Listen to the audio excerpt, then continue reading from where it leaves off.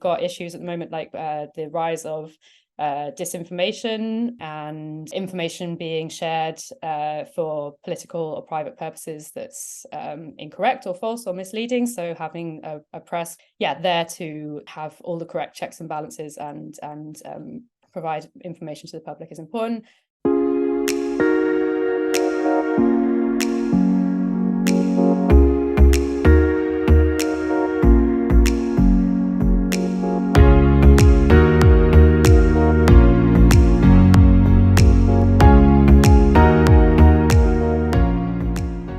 Everybody, and thanks again for joining me for another installment of our one-on-one interview series. I'm Max Nospich, the Manager of Education and Visitor Experiences here at the First Amendment Museum.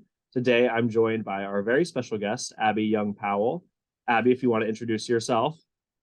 Hi, thank you for having me. It's great to be here today. I am a freelance journalist based in Berlin in Germany. I've been a journalist for over a decade now. I worked at The Guardian in London, and I've done different fellowships in different countries. But I'm here in Berlin, and I cover a variety of topics, but including climate and social issues and some Germany news coverage and things like that. So great, Thanks for joining us. Thank So you. First question, why are freedom of the press and freedom of speech important? Good question. It is important for a few different reasons. So firstly, for informing the public about the world around us and everything that's happening, and also for holding power, holding governments to account and asking the relevant questions that need to be asked. Particularly important at the moment, or it's been it's threatened often, obviously. We've got issues at the moment like the rise of disinformation and information being shared for political or private purposes that's incorrect or false or misleading. So having a press, there to have all the correct checks and balances and provide information to the public is important. And each year, many journalists around the world are killed or are imprisoned or are threatened for doing that job. I think I noted down here that last year a record total of 533 journalists were detained worldwide for just doing that job, basically. So it's an important role, and it's important that it's protected. What are some unique challenges and opportunities journalists in Europe face compared to journalists in the rest of the world? And I know Europe is a very broad, diverse place, so I know that is a hard question, but sort of a general overview for a mostly American audience.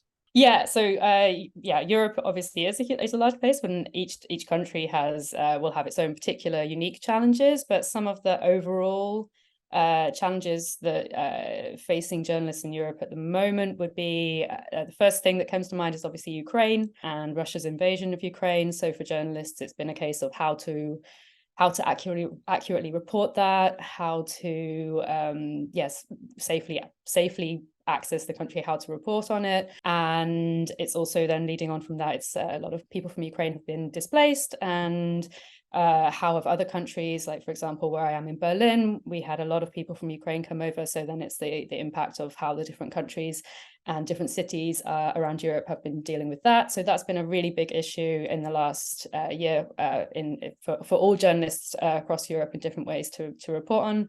Another issue, obviously, that's important, that's not unique to Europe, but Europe would have its own particular sort of challenges with it, is tackling the climate crisis. I've noted down that temperatures in Europe increased at more than twice the global average in the last 30 years. So we across Europe in the last year, we've had heat waves. There have been wildfires in southern Europe and places like Greece. So we across Europe are seeing the impacts of the climate crisis. And so for journalists, that's a challenge to think about how to report on that, how to report accurately on it, how to keep people engaged with the different issues of it. So that's another issue for journalists across Europe. And then I guess also for journalists, when it comes to reporting on different issues. There's also the issue of trying to report in a way that's sometimes cross-border. So, for example, myself this year have applied for a few cross-border funding opportunities where you're working with journalists from different countries in Europe to cover an issue, for example, like climate crisis that's impacting different countries. So it's reporting in a way that is reflective of how issues are affecting different countries in similar ways or in different ways. And that also, I guess, is an opportunity for journalists who are reporting in Europe too, because it means that you can collaborate with journalists from different countries in cross-border collaborations.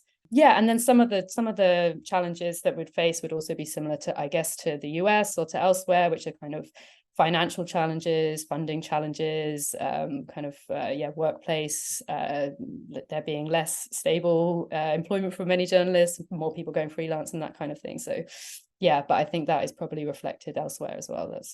So what story or piece of journalism that you've produced are you the most proud of? When I very first started as a journalist and I was working at The Guardian on staff in London, I wrote a few different articles, a series of articles that were all on the topic of sexual harassment and sexual violence of students towards students, which has actually been covered quite a lot since then, but it wasn't being reported in the UK so much at that time. And so because we were some of the first to kind of draw attention to it in that way, it had quite a big impact in that it helped, as a result of it, bouncers in clubs, in all of the major clubs in the UK, as well as in student unions, started training, having better training to spot sexual harassment, sexual violence in clubs, and therefore kind of taking it more seriously. So that was always something that I was particularly proud of, even though it was one of the first things that I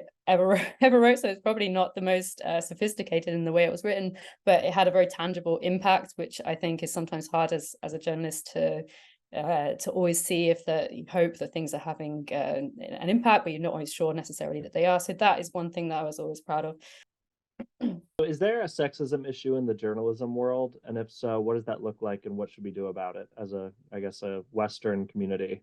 Yeah, journalism is similar to other industries in some of the typical the challenges for women that women face. So, for example, there are cases of sexual harassment in newsrooms or in media organizations, discrimination, or like pay disputes, like being paid less. All of the usual things that you also have in other industries. I think one of the things that is unique to journalism, perhaps, or specific to journalism, is the online abuse that many women journalists face. So for many journalists now, like quite visible, if people are on social media, on Twitter, or publishing things online, it's quite easy to see often who has written the story, and if someone doesn't like it, it's quite easy to directly tell someone or criticize them or reach out.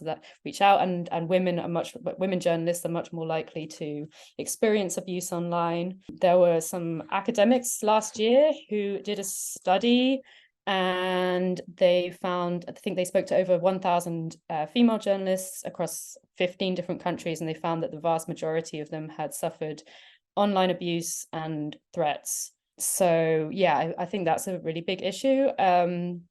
And you asked, what do we do about it? That's a difficult question. One thing that the report found was that women journalists often didn't feel supported by their employer or by newsrooms, or that employers didn't know how to back women in these cases.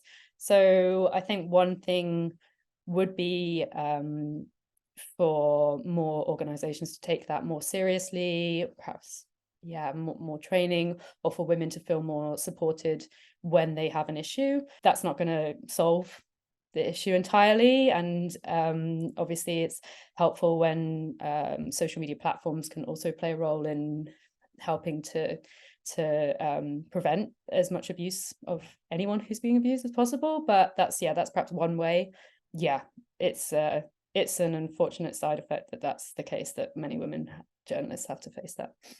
And what advice would you give for young people who want to get into journalism? It's difficult to break into, as I'm sure a lot of young journalists who are trying to break into it know. I would say that it's been really helpful to me to have good, strong relationships or to build good connections with your peers. So whether that's anyone who you're working with alongside a work experience placement or on a university course or anything like that, often those are the people who, as you develop through your career, are the people that may be able to help you out if you get into some, like if you run into some problem, or who may even be able to give opportunities or whatever like that. And it's just those people are the people for you to it's good, it's helpful, and it makes it a lot easier when you've got good kind of connections that you can turn to. So I think that's really, really important.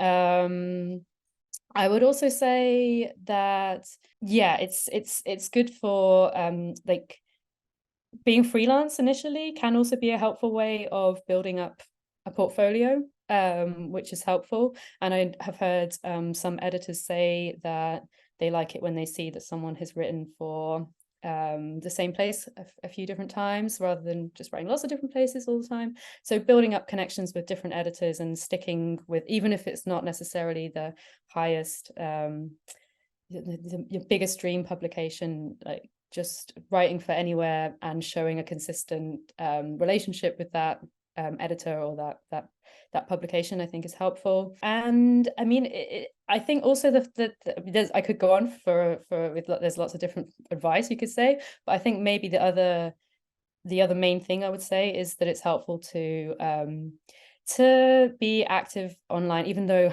a lot of people don't like to do this and it can be frustrating, but it is helpful if you kind of build a good portfolio for yourself. So have a good website, try and be relatively active on social media where the other editors are, and join in conversations with that, with the community, just because that's helpful for connecting with people and reminding people that you're there, which is helpful. Other thing finally would be that it's also can be quite good to have a specialism. So maybe to just try and build a name for yourself as someone who's often reporting on, well, on this XYZ, or even from a place like going on a fellowship to Iceland or somewhere where it's like there's not so many people reporting, so something like that, so you can stand out a little bit, which is helpful. Excellent. Thank you so much. So, Abby, thanks again for joining us. Do you have anything you want to promote? Any message you want to get out there? Anything you want to say? This is your sort of free speech moment. Thank you. Well, no, thank you for having me on. That's yes, it's been good to talk. And a final say, I guess just on the final note for young journalists who are trying to break in, I would just say that to just not be disheartened if it's there's a lot of negative. You can often hear a lot of negative about how hard it is to break into the industry, or there's no jobs or things like that. But yeah, I would say it's if you really want to do it, there's a way you can work it out, even if you're freelance and you're doing a bit of this and you're doing a bit of that. So you can make it work in a way that works for you. So yeah, don't be disheartened. Cool. It's a good message. I hear that sort of sentiment all the time. So nice rebuttal. Yeah. Thanks again for joining us. I appreciate it. Thank you. Thank you. Cool.